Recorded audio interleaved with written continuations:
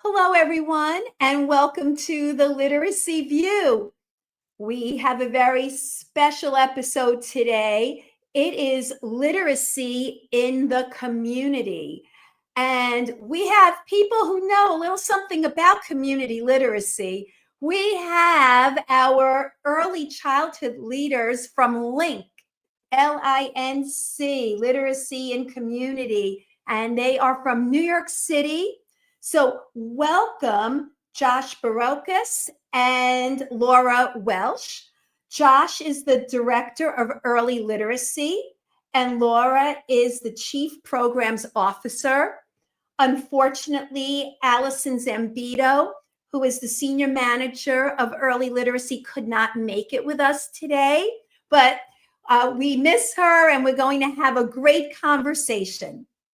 Our article today is on preschool, phonological, morphological, and semantic skills, explain it all, following reading development through a 9-year period. Now, if any of you out there are saying, well, preschool, this doesn't apply to me, I have older kids. Well, you are wrong, because anything that happens in early childhood will impact the older grades. And we're here to find out all the ins and outs and how community awareness and community work could help as an intervention. That's what we're going to talk about today. So welcome, Laura and Josh. Before we get started, I do want to just make a couple of announcements. So my beautiful co-host, Judy Boxner, and I, Faith Borkowski, are on this presentation trail. We just finished up 2 in New York City, Everyone Reading and Research Ed. We were so pleased to be presenting there. And in a few days, we are going to the UK, and we are presenting at the World Literacy Summit. So we really hope to see you there. It is from April 6th to 9th. Please look for us, say hello. You'll notice us because we're going to be wearing our t-shirts that have all sorts of fun slogans on it. And if you'd like to find those t-shirts, you can go to our website, theliteracyview.com. Don't forget the word "the" in front, theliteracyview.com. And we have a very cool online store where you just click on shop. Also, Judy and I have just started our consulting services in connection to our podcast, where we're going to be working with multiple schools as coaches, as consultants. And this summer, we are going to be doing some retreats. And we hope that you start contacting us to book with us. It's getting very popular. We're going to be doing some fun things, trademark activities that will be reminiscent of the Literacy View. We always make it fun. We always have a laugh, but it's all serious work, and that you should know. All right, let's roll. Let's get started. So we have this article here that is about the impact of what happens in the preschool years, and then how you can look 9 years later and see the impact. Let's start with Josh. Josh, tell us a little bit about how LINC intervenes so that children who are targeted in these early years get some help from your organization. Thank you, Faith. Can you hear me okay? Yes, I can. Fantastic. Yeah, thank you for that great question. I reached back in our little library and pulled this article from a series of conversations that Laura and I were having about where to focus our work in what we call our preventative model. So we're hoping to prevent reading difficulties in the populations we work with. And in order to make sure we were targeting the set of skills that would be most impactful, we gathered a set of papers that look at the factors of early language and literacy that predict later reading skills best. Of course, when you look for those kinds of studies, what you find is it's very hard to find one that follows children a long time, and it's very hard to find one that uses a large enough group of kids that you can really generalize. And this one did both of those. And so that was really important to us, to be able to find a study that tracked children from such a young age and stuck with them all the way to high school. It was pretty amazing. And of course, it confirmed so many of the things that we already wanted to prioritize in our preventative model from our experience as reading interventionists, right? We know the importance of phonological awareness and the like, and we know the importance of vocabulary and letter knowledge. And then this article added even some more great ideas. You know, they had the morphology as a piece of their model, using exercises with compound words and things like that. So this really confirmed many of the choices we were already making in terms of what's going to be the most impactful form of prevention. And of course, when we do that, all of that information we're bringing to the families in our communities, as well as the educators. So we're hoping that taking these areas of early language and literacy skills and making games that stick closely to the research and also make it really fun for the kids and really fun for the parents. We're hoping that will bolster engagement with families, and stick to those really high impact, high leverage skill areas. So Laura, could you add to what Josh said and give us an idea about some of the activities that would be part of the LINC repertoire of what we would expect? Judy and I went to your presentation, both of you, and we were blown away. And so I would love if you could maybe talk a little bit about your choices, what you do, why you choose these particular activities, and how you bring it to the community. Oh, absolutely. So I just want to say thank you both for having us on the show. Very, very quickly, I got to do some self-promo and also some promo for Josh and both of you ladies. So, Josh and I spent, prior to LINC, our careers in intervention. And so I know you both know that space very, very well. And I actually met Judy in a previous life when I was training for a reading intervention program. So before I had children, I was, maybe a little more, had a little more energy, I guess. And I was out there, doing reading intervention for as many children as I could, training as many educators as I could. And I kind of kept finding there were so many children who needed reading support.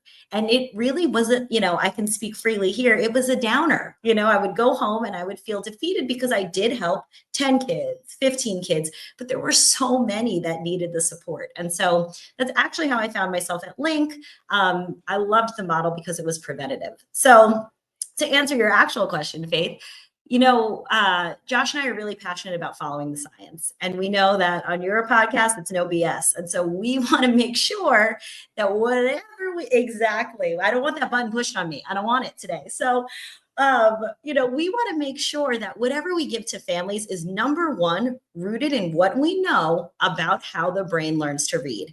And I'll be the first person to say, if new research were to come out that said, this is not it, we would change it. But for this moment in time, for what we know is that the science of reading, how the brain learns to read is how the process happens. So Josh and I are always really intentional about the games that we provide, the activities that we tell families to do are aligned to how that baby's brain is going to acquire the skills needed to be a reader. So we look to the research first, and then we test everything out on our own kids. So this is a true story. So last night, one of the activities that I was playing, admittedly a bit begrudgingly, was our rhyming game with my 5-year-old son. So I was actually prepping for a professional development today, and I had the materials out. And my son comes home. It was pretty late. Bedtime is not that strict in my house.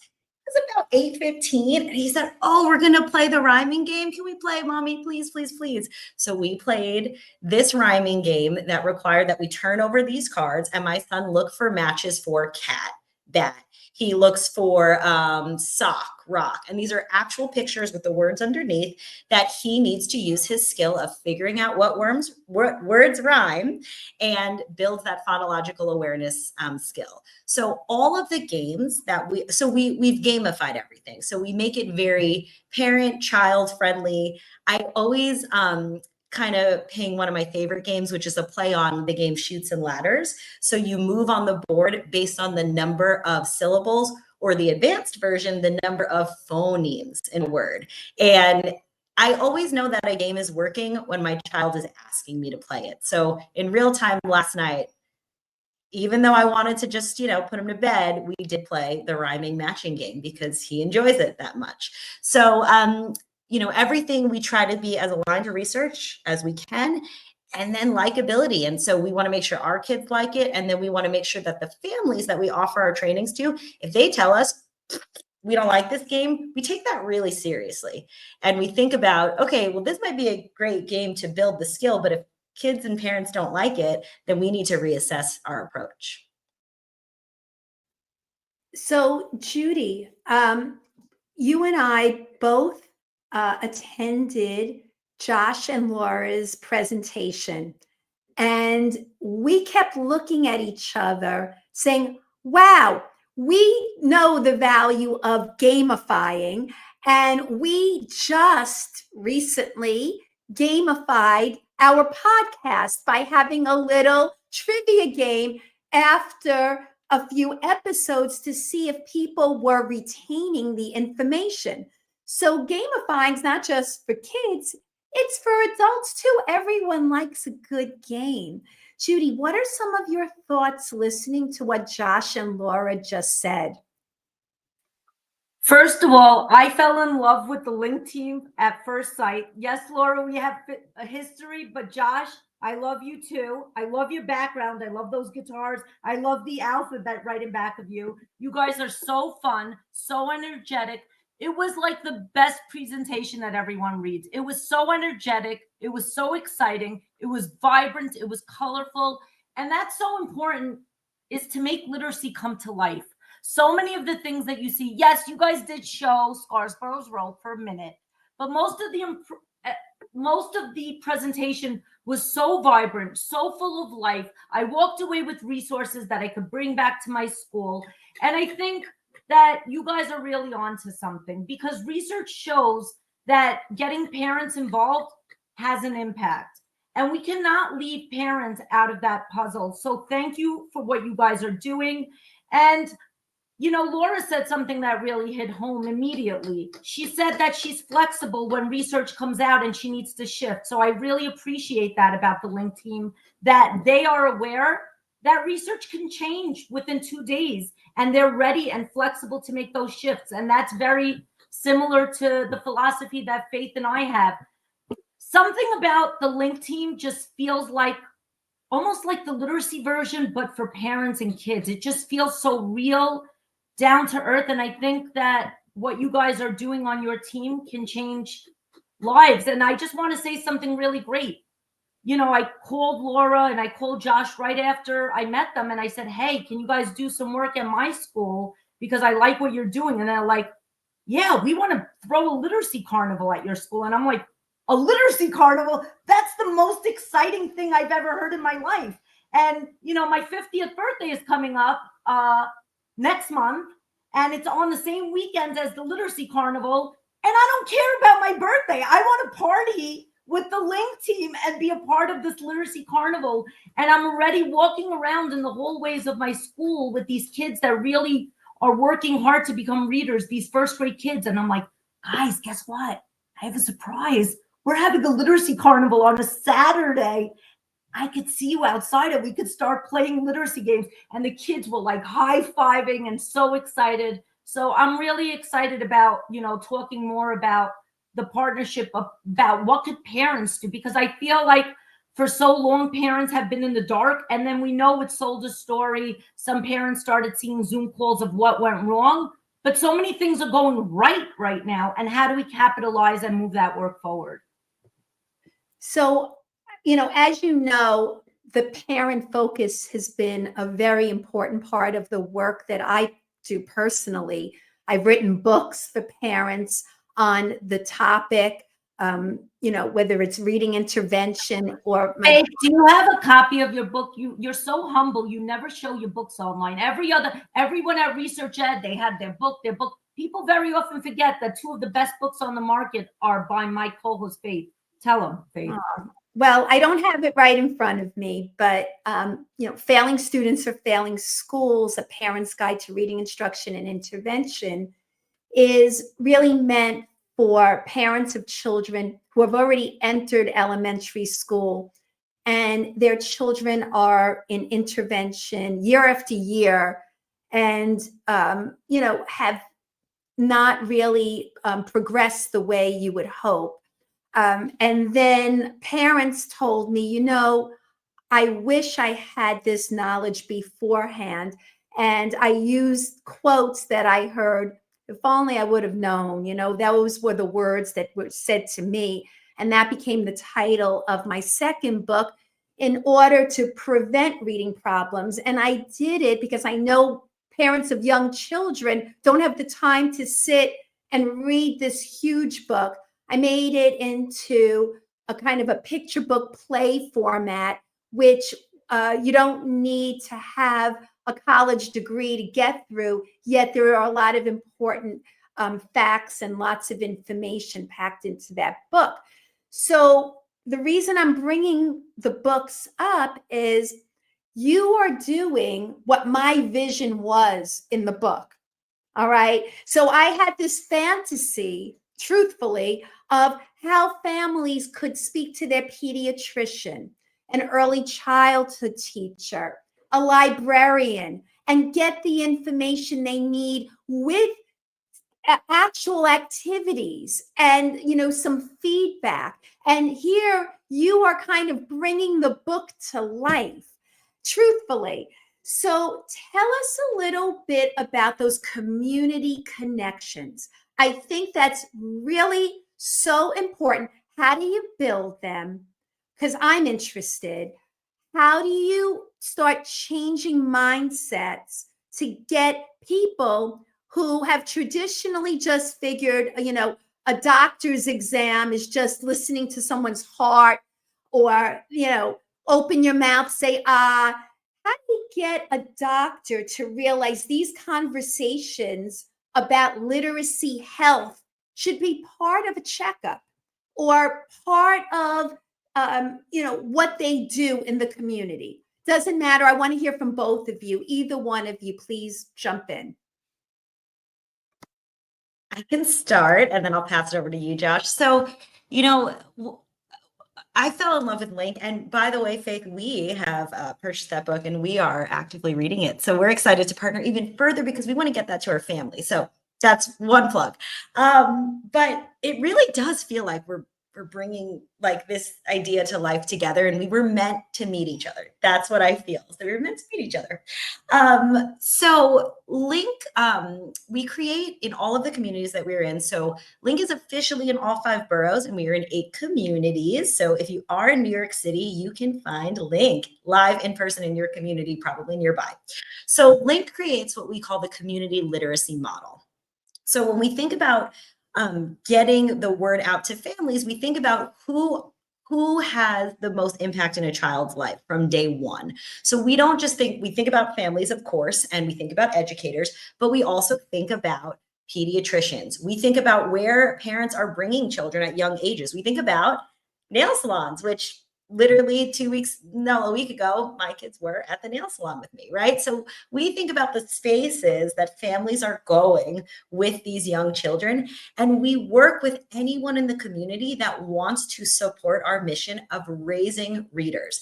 And the way that we engage people from different fields, right? So let's think about our pediatricians. Our pediatricians have a lot to focus on, right? But if we can talk to our pediatricians about the importance of literacy health early, and make those connections to health outcomes later in life, they can genuinely understand why this is critical and it's something for them to mention, right? So our angle is always talking to community members, making sure that we're clear about the importance of literacy. And sometimes it's, it's not an easy sell, because what we're doing is putting a little money in the bank for later, right? And we know that mostly a lot of people, we want the immediate results, right? We want to hear, well, I did this reading intervention with this child for 42 sessions and now they're on grade level. I did it in 4 months.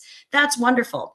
But what we're trying to sell is that we want to invest early in this child, in this 2-day-old. Right now, we want to send this mom home who just had a baby at St. Barnabas Hospital, which is a partner of ours, right? We want to send this mom home with this new baby, and she's going to get all this information on feeding and sleeping. And she's also going to get all this information on reading to her baby, talking to her baby, sharing eye contact with her baby, all of which are important pre-literacy skills. So I won't sugarcoat it that sometimes the sell is a little bit hard, but the way that we do it is we show the long-term benefits of investing now. And our communities are wonderful, and we, joy is really at the center of everything we do. So when we show up, Judy, you're not wrong. We are just generally really happy people at LINC. It's something magical happening here, I'm not sure. But when we show up, we're really happy to be there. And I think people can tell. So even if they're not interested in literacy before we get there, they more often than not seem to be by the time that we leave. And Josh, I'm sure you have plenty more to share. Yeah, I feel like there's, I could go on and on, but the thing that crossed my mind when you first asked your question, Faith, was about the way, you mentioned pediatricians, for example. And what you made me think of was the way in our work, we're constantly tailoring the information we have to the specific audience that we're bringing it to, right? So we put together information in a certain way, like, for example, when we're putting things together for the parents of newborns, like who has less time to read something than the parent of a newborn. So we're really trying to tailor that resource to somebody who is underslept and doesn't have much time, and and this and that. And then similarly, when we turn to a pediatrician, we're starting to put together trainings for hospital staff, including pediatricians. And like, one of the concepts that I've really attached myself to, I was just looking, and I'm not sure, I feel like I should attribute this to somebody, but I guess it's made the rounds. I'm not sure what name to associate it with, but the concept is language nutrition. And that's a concept that I feel would speak to hospital staff, both for the sort of obvious reasons of the analogy, but also because of what you just said, Laura. Like, it can be hard for us to wrap our heads around that delayed gratification of saying, well, you're going to do this now, and your child's going to be a great reader in 8 or 9 years. So I think nutrition is a helpful analogy there, because it gives you that sense. Like, it's not going to be like, Popeye eating his spinach and the muscles grow. Like, we all kind of know how that works, where you can, eat nutritious foods, and it has, over the lifetime has this benefit. And so I think we need to figure out each step of the way how to frame it for the folks we're taking it to. And for families, one of the things that we come back to over and over again is, if something's going to make it to the kitchen table, it has to be really, truly fun. That's really a big part of it, is when we're packaging for parents, that we know that it's just not going to last if the kid doesn't want to return to it. And so these are all different things that we think about as we bring things to parents, to healthcare staff, to educators. I know when we think about educators, we're thinking, how do we take this game and make it usable in centers? How do we take this game and make it something you could do in your morning meeting? How do we make it something you could do while you're waiting in line? So I think I know I'm going well beyond your question about pediatricians, but I think it fits into a bigger question about our work, which is that when you're thinking about community in that sort of broader sense, we also are constantly narrowing down our messaging, and how do we bring this information to each different member of the community, each different stakeholder, so that they can do something with it. So it's really tailored. I'm getting the idea that it's tailored to your audience, that you really know your audience. So Judy, I'm thinking about what you and I have been told just from being in education. Give it time. Wait and see. How many times have we heard those words? it's too early to tell. We know that that's not true. And LINC obviously is trying to get the message out as early as possible. If you were to bring their work to families in your building, like you said, you want to bring this work to schools, how do you think that message will be received as far as trying to start with such young children and families? Do you think people value this information? I mean, I know I'm asking you a lot, but I know just from experience that, preschool teachers don't get paid as well as, elementary school teachers generally, unless they're part of the system. They don't get the respect, So what are some thoughts that you might have with just even in your own community? How would you smooth the way to kind of bring this work in? So I work in one of the poorest school districts in New York City. I work in District 9. I'm very proud to work in District 9. I love my community. I love the kids in my community. And I know for a fact that my parents are going to embrace this with open arms and excitement. And the reason I know that is because my principal and my staff, we've been thinking about the parent component for a while now. So this is a great next step for us. We have, in one of the poorest school districts, we have almost all the time above 95% of kids at school every single day. That's incredible. My principal prioritizes it. We hear announcements. People make phone calls home to find out what's going on if kids don't show up. Also, we've been doing something called Family Discovery Days this year, which was a new initiative in my own building. So we had like a phonics discovery day. We had so many parents attending. It was insane. I had about 300 parents in early childhood attend a phonics session where we told them about the foundational skills program in our school. And the parents were like, this is the best thing ever. Oh my God. There were high fives going on. It was just so incredible to see parents showing up. And, we've been also very mindful in our school. Sometimes we'll hold events in the morning. Sometimes we'll do it after school. Sometimes it will be virtual. Sometimes it'll be on the weekend because, everybody's circumstances are different. But I think that our parents are ready. I think parents want to be involved. We've also done that for math discovery days where parents are now seeing what the math curriculum looks like. And I'm hoping that with time, we will see that this will help our student outcomes. Student outcomes don't shift overnight. Even I consider myself a strong coach. My outcomes are not where I want them to be yet. I'm very nervous. We have 2 more months of school left. Especially first grade has a very soft space in my heart. It's very hard to get kids, to do well on the oral reading fluency because it's very complex. But I think everything that we can do to help our families, our teachers, our administrators all come together and speak that same language, and our pediatricians and our librarians, if we're all speaking the same language, we're fighting so much less hard because we're all together as a unified front.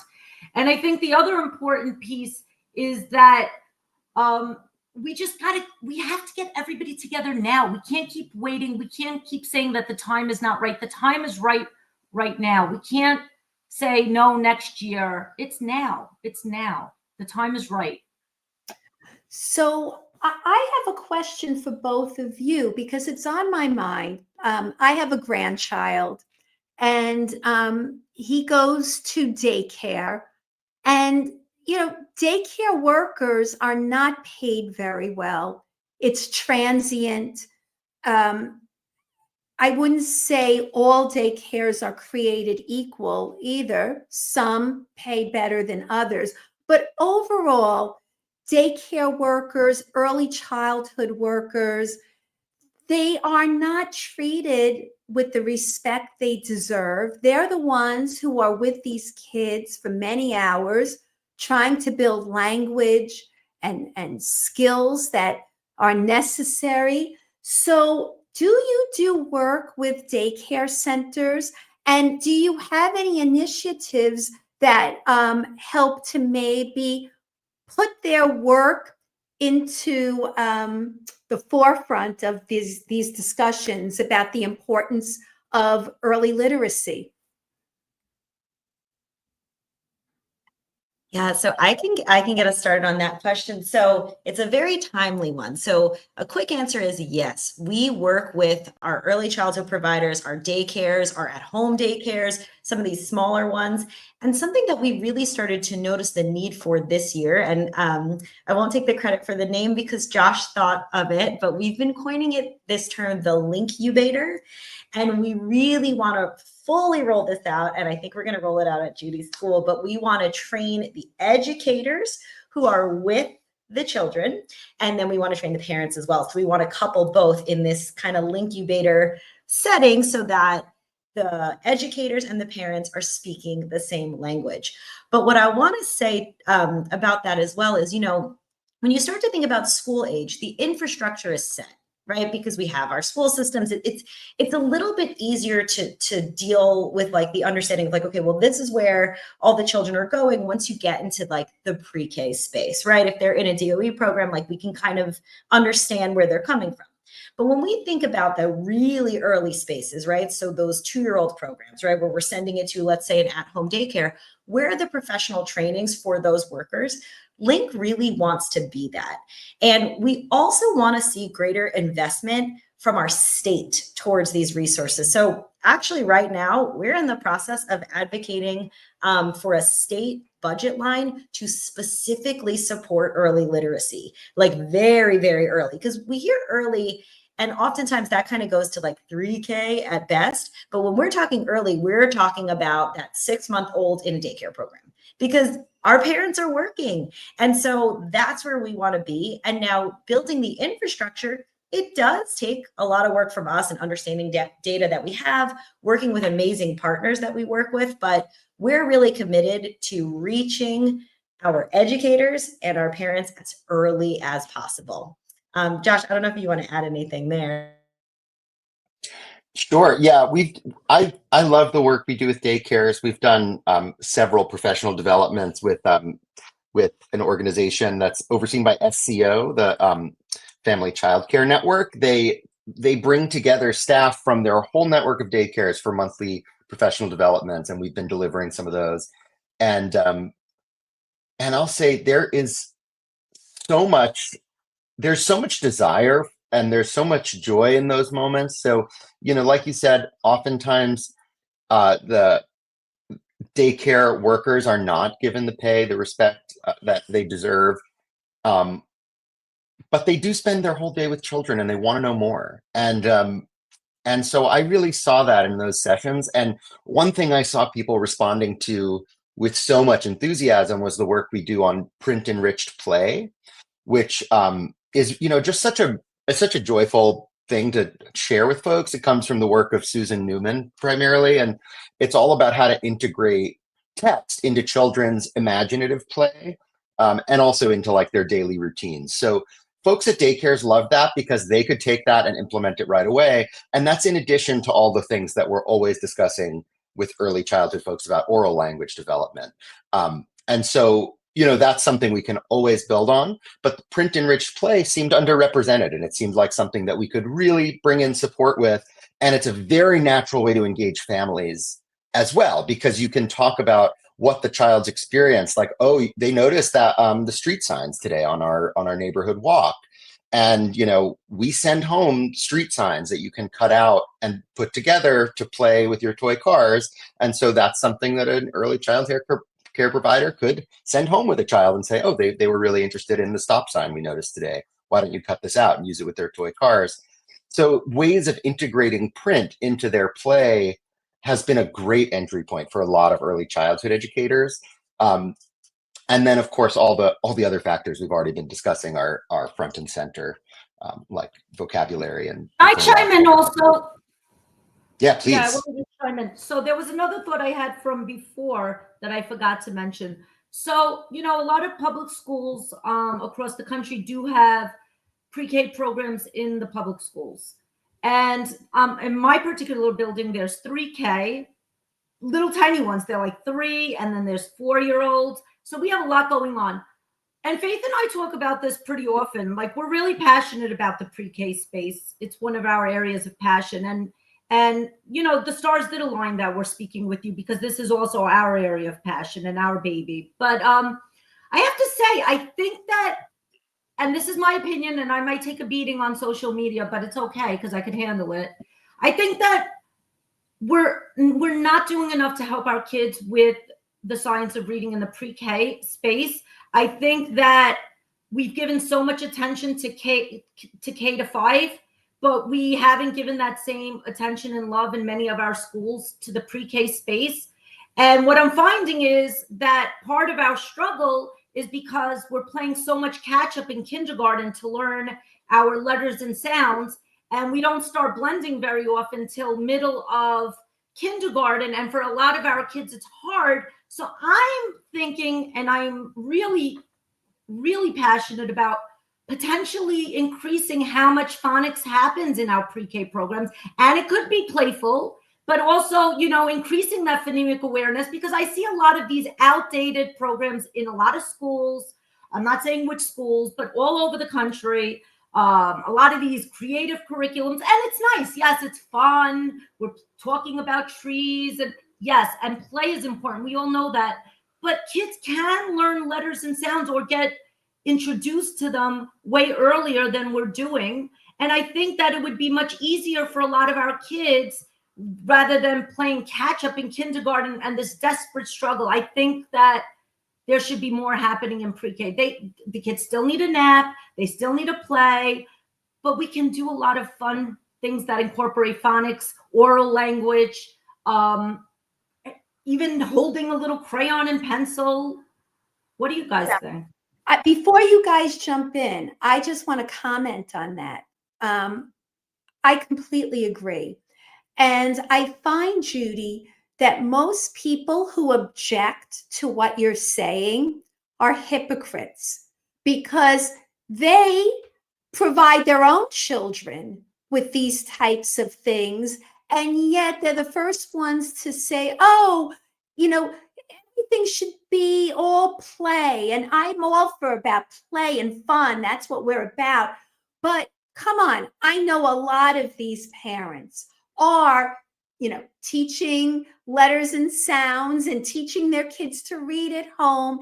And yet they're the first ones to say, with a school environment, oh, we need to have more play. It's too strict. It's too you know, academic.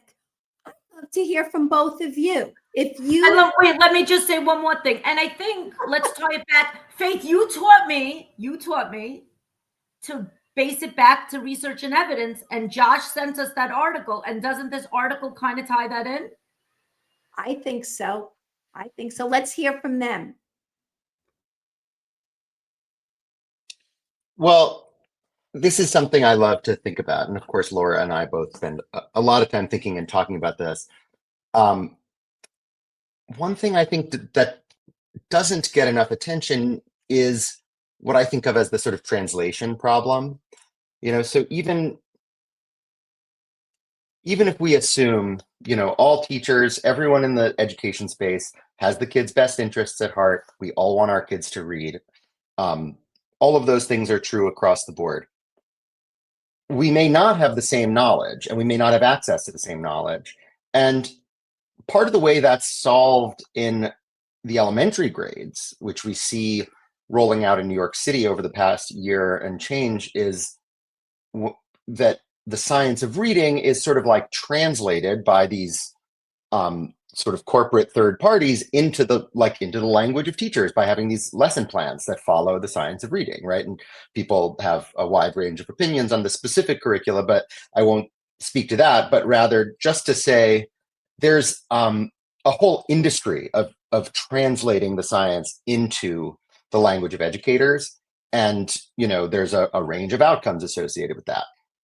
When it comes to early childhood, when you think about 3K and 4K, I think there's kind of a paradox embedded in there that folks don't think about a lot, which is that if you want to access information about the science of reading and put it to use in a way that's developmentally appropriate for kids that age, you actually have to be willing to dive into even more technical sources than the educators of school age children do, right? Because the educators of, first, second, third graders are being given this kind of pre-translated material. Whereas if you're a 3K teacher or a 4K teacher that's really motivated to integrate the science of reading, you kind of have to be ready to open an academic journal and get into the nitty-gritty and then do the translation work yourself. I don't know about you all. I feel like after a day of teaching 4-year-olds, I might not have it within myself to crack open an academic journal. But I know, many teachers do. But I think the demands in that specific age range of, 3 to 4 in particular, to really translate the science of reading, they're really high. And it's all sitting there. And I think when people hear the science of reading, they assume that it's going to be sort of technical. And I think that unfortunately, the first step is even more technical than they might imagine, because they have to sort of go to the source. But really, what's missing from that equation is when you can use what's known about the science of reading and you can internalize it enough to use it flexibly, suddenly you're in a space that's not technical at all. And it's very playful and developmentally appropriate, but through gamifying and doing all the things that teachers know how to do naturally.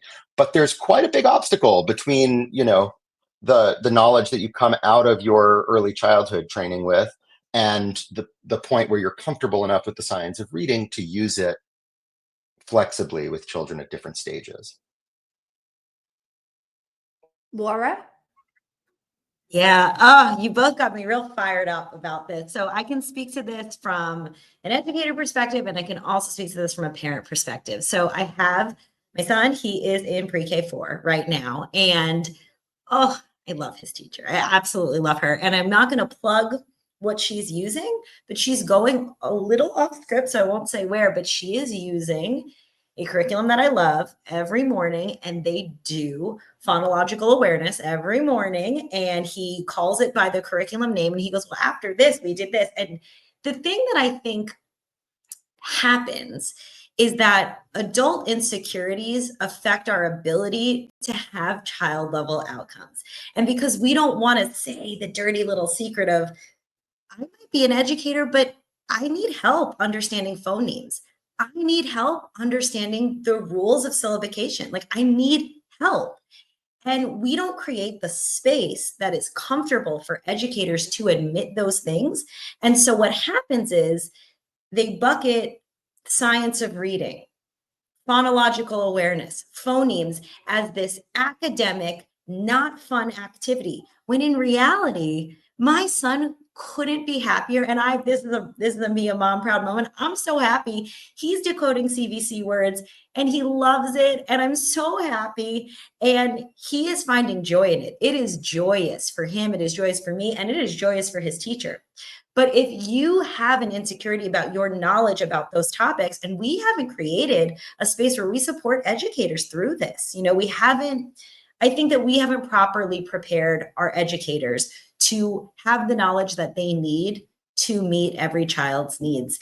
And that is another plug for LINC, that we're so excited about this professional development side of what we're doing, because Josh is a genius with phrasing, but it's not a curriculum, but it's a curriculum enhancement. And so educators will walk away with games and activities that they can do to support early readers, but they'll also walk away with increased knowledge about how children learn to read. And the very last thing I'll say is, when I met Judy years and years and years ago in a different life, nobody was talking about the science of reading. And it was kind of this under the rug secret of like, well, the curriculum is not really teaching that, but I guess we all are employed because there's a lot of intervention need, right? And so we have to come in and do that. But I would meet so many educators that didn't have the information. And, I could go on and on about educator preparation programs, but I know even in myself, in my own first go at an educator preparation program when I was getting my undergrad, I didn't have a lot of information on diagnostic reading intervention. I didn't have it until I got a master's. And I don't think you need to get a master's to have this info. I think everyone should have it. We shouldn't gatekeep it for our families. We shouldn't gatekeep it for our educators, from our paraprofessionals, for our parent coordinators, you name it. We want this information to reach everyone because they can understand it. So here's my last question. How do you reach out to Black and Brown communities? And I say that because, I do think in New York City, there could be this disconnect in schools where it might be not, you know, them not really being brought into the schools. And I do think that's an important piece. So, how do you reach out to those communities to make them feel welcome and to make them feel a part of this? Because what I have found, and having worked with Black and Brown communities in my work with Reading First and Early Reading First, that, as Judy said, in her school, they're providing around the clock, weekends, after school, before school, during school. You have to be flexible because parents are working often more than one job. And so how do you bring in the Black and Brown community to make them benefit from the work that you do? Can start that one. So something that we say constantly around the LINC office, and I put that in quotes because LINC is everywhere. We're pretty nomadic in our work, and so we're always just grabbing things and going into spaces where our families are. So what LINC always says is we meet families where they are. We mean that physically. So we're in schools, we're in daycares, we're in your pediatrician's office, we're in your nail salons, we're in your libraries. So where the families are, we show up there. That's step one, right? So if we're going to have something in a space that a family's not comfortable entering, we've already lost the battle, because we can have an amazing program, but if nobody comes, it doesn't matter, right? So number one is physically meet families where they are. Another thing that LINC does that we haven't mentioned yet, but we're so proud of, is that, we take parents through a journey with us. So a lot of our parents are so moved by the work that we do that they become a VIP, which stands for a very involved parent. So we train them to be volunteers with us.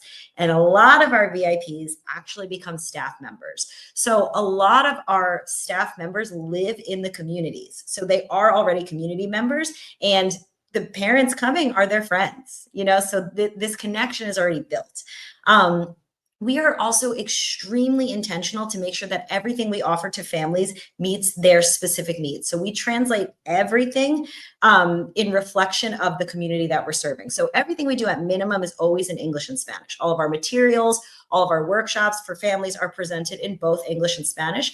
But we have, in the Queens area, we have a high Bengali population. So we'll be sure that our materials are translated into Bengali and that we translate that workshop into 3 languages, because if the parents don't understand what we're saying, how can we meet them? And, we also have an amazing event, by the way, coming up in April called Diversity Through Literacy, where we have partnered with diverse authors who are going to read their children's books and provide books for the families. So we can put that, maybe we can link it somewhere for people to check out. And I think the very last thing I want to say on this topic is, where I would press that BS button is people want you to think, right, that your zip code, that the color of your skin, all of that, right, determine that your mother's education level is going to determine whether or not you're going to be a successful reader or not. And what I say to that is BS. Because a stronger predictor is phonological awareness acquisition at an early age. It's language development. It's letter recognition. And that's what we're so committed to, because that is the truth. And so those are some of the ways that we ensure that we really, really mean it when we say we meet families where they are. So I think, Judy, we should press the BS button for Laura. So since she doesn't have her own. We're not doing it on Laura. We're doing it on what she's saying, that it is BS that children of a certain zip code can't learn to read. That is BS. Woohoo, Laura and Josh. And a big cheers for what she said about actually physically going into the community and meeting them where they are.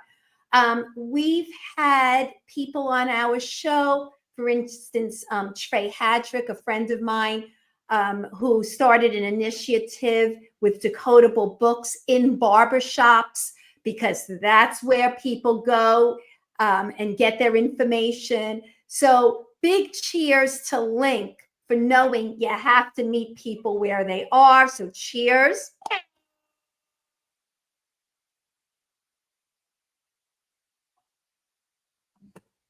And Josh, is there anything that you would like to add to what Laura just said about meeting families where they are, engaging our Black and Brown families, getting into the community?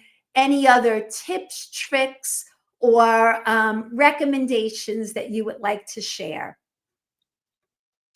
I have to say, Laura said it so well. I think all the thoughts I had in my mind mostly came out. I will say, on a personal note, before I worked for LINC, and since I've lived in my neighborhood of Flatbush, Brooklyn, for about 10 years. So we're in a very diverse community, families from all over. We are my family history. We've been in central Brooklyn quite a long time. My wife's family too. So we're always surrounded by people of a wide range of backgrounds.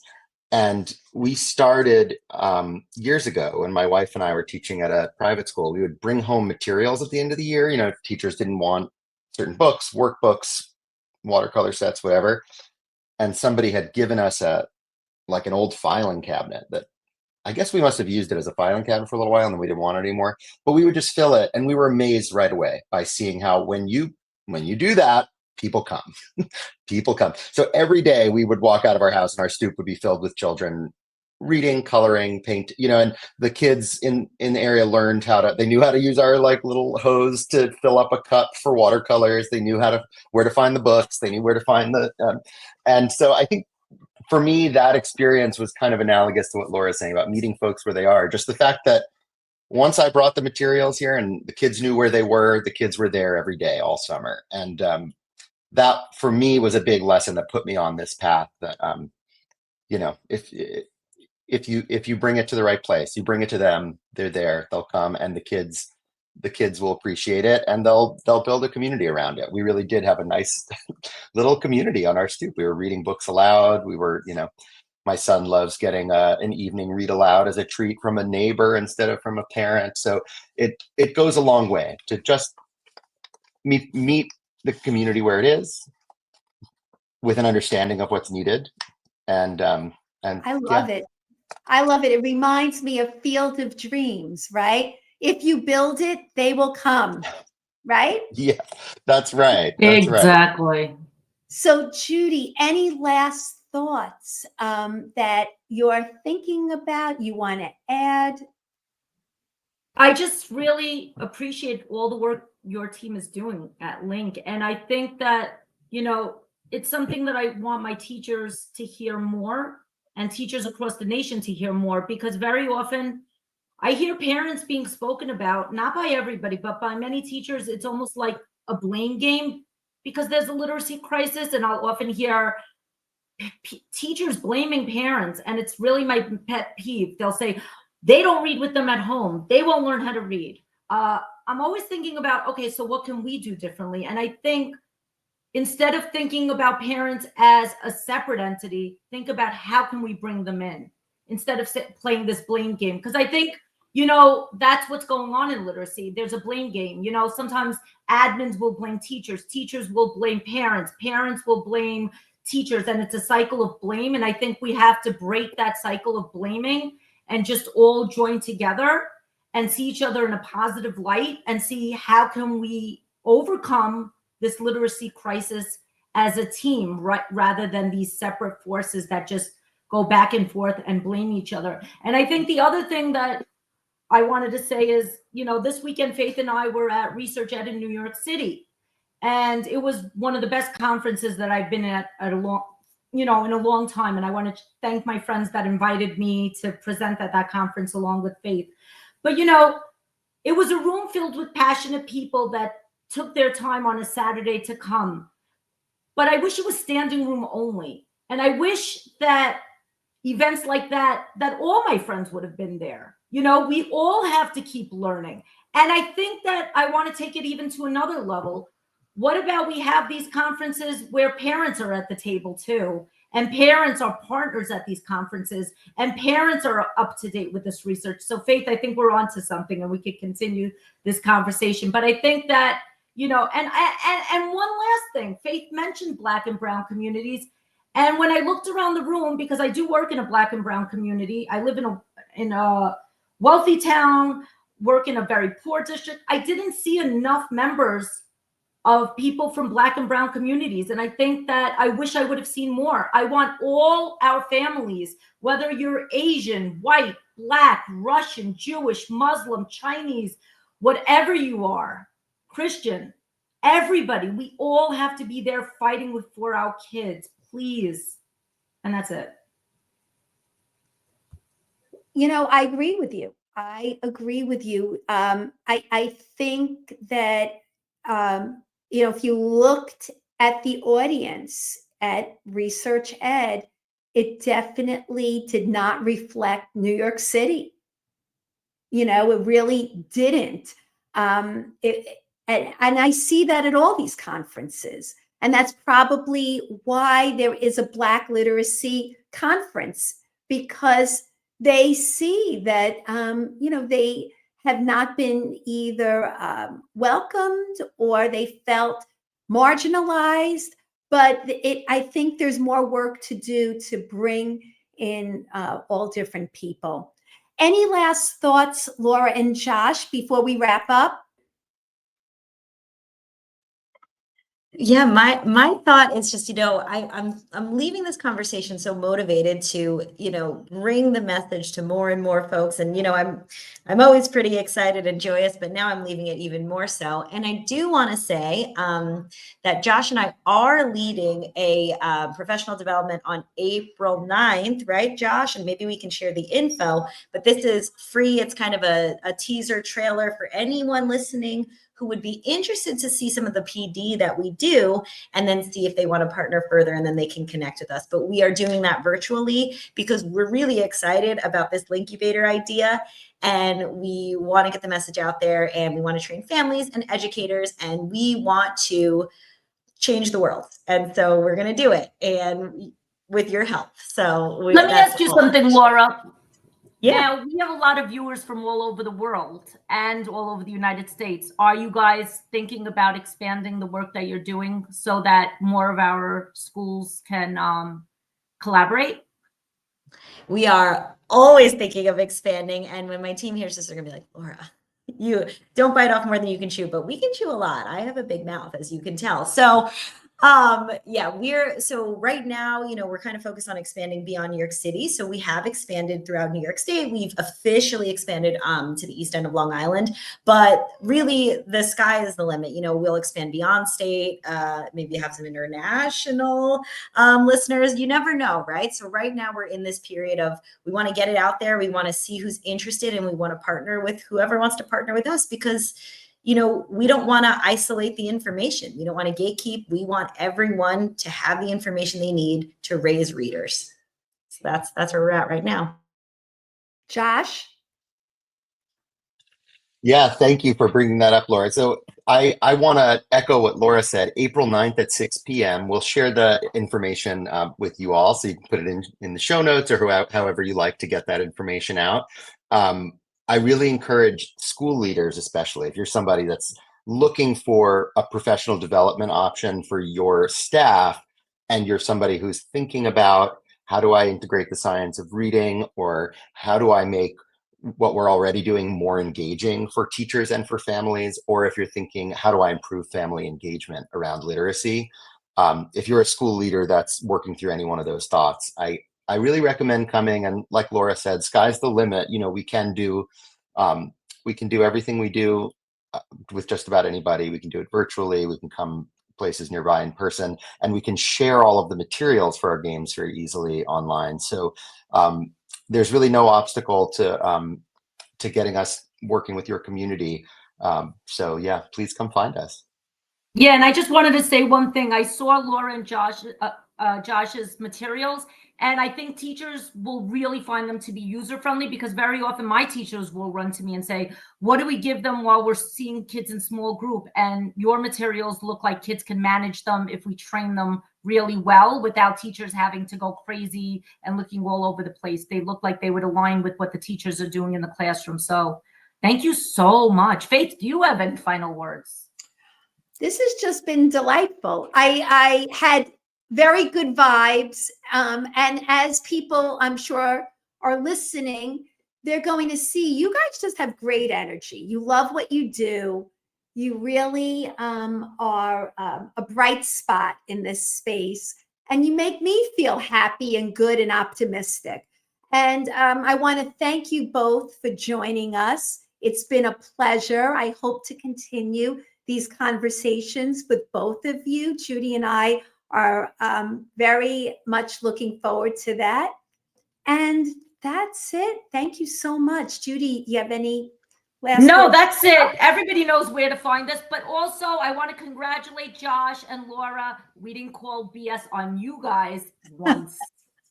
So you made it. You made it. All right. Till next time, everyone. Till next time. Okay. Thank you. Bye. Thank you so much.